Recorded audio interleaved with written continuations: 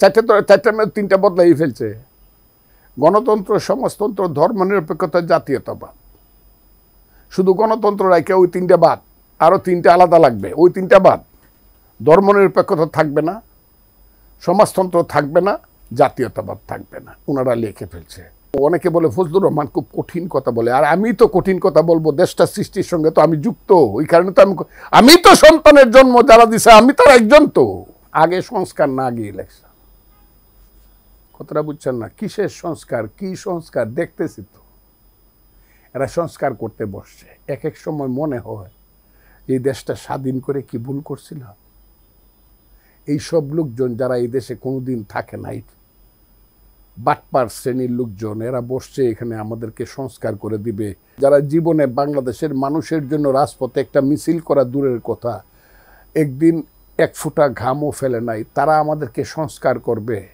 কথা বলতেছে ওই আমেরিকার থেকে প্রফেসর আনা হয়েছে 40 বছর আগে, যিনি নাগরিকত্ব আমার দেশের ছেড়ে দিয়ে আমেরিকার নাগরিক হয়েছে। এরকম লোকেরা বসতেছে আমাদেরকে এই দেশে সংস্কার করে দিবে, সংবিধান সংস্কার করবে, কি কি আইন সংস্কার করবে।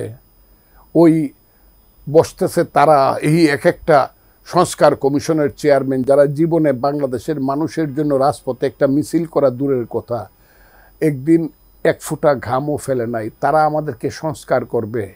আর আমরা যারা 50 বছর 60 বছর পলিটিক্স করছি, আমরা মুক্তিযুদ্ধে গিয়া যারা বাংকারে তাকে পাঞ্জাবির বুকে টিগারটা পেয়ে দেশটাকে স্বাধীন করছি, আমাদেরকে চায়ে চায়ে দেখতে হবে যে এই দেশটাকে ওনারা আমাদের সংস্কার করবে। তারপরে আমরা হইলাম এখানে ছাত্র, ওনারা আমাদের মাস্টার, ওনারা আমাদের এই যে অকরিতেছে, এটা কী কয়, ওই যে এই যে লেখাপড়া করার জন্য হ্যাঁ বই টই নির্ধারণ করে দিব, আমরা ছাত্র হিসাবে লেখাবো, ওনারা করে দিবেন। ওনারা কারা?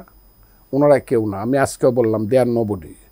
তারা ব্যক্তি জীবনে হয়তো বা শিক্ষিত মানুষ, জ্ঞানী মানুষ, কিন্তু বাংলাদেশের কনটেক্সটে দে আর নোবডি না। বাংলাদেশের কনটেক্সটে তারা নোবডি।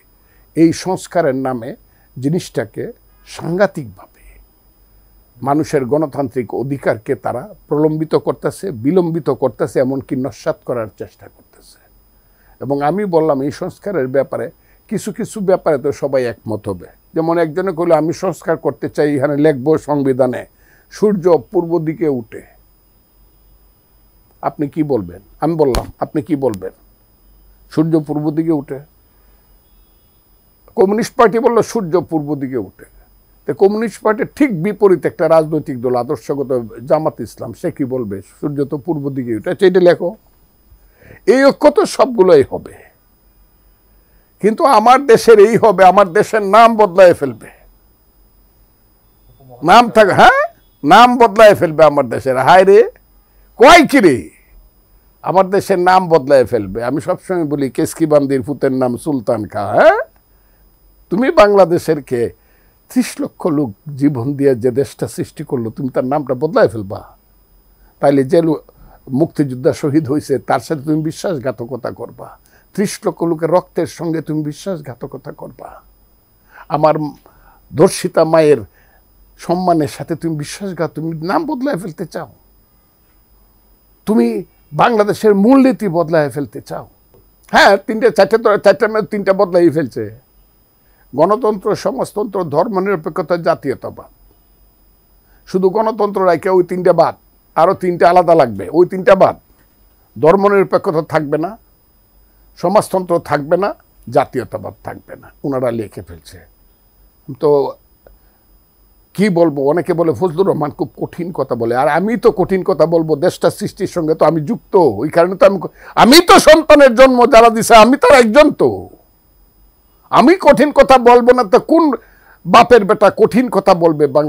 বাংলাদেশটা তো আমার।